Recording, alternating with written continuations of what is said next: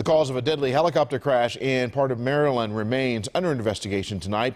2 men died when their chopper went down in the Chesapeake Bay over the weekend. WJZ is live. Kelsey Kushner with reaction from family and friends. Kelsey? Well, Vic, police tell us that the two victims, 38-year-old Charles Knight and 36-year-old Matt Clark, they both were killed in that crash. Both of them leave behind a wife and kids, and neighbors we spoke with say they'll be missed.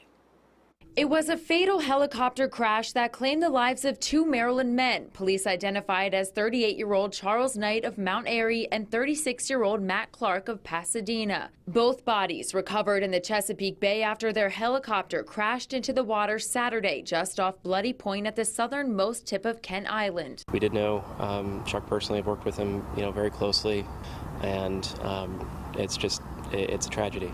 A lot of emotion. Seth Clute, director of Monumental Helicopters, is a friend of Chuck Knight, who was flying the rented helicopter along with passenger Matt Clark. The two took off from Tipton Airport but went down less than 30 minutes later. Knight was a husband and father to a daughter and another one on the way. Mr. Knight is a graduate of our training program who qualified as a private pilot on the specific aircraft about a year ago.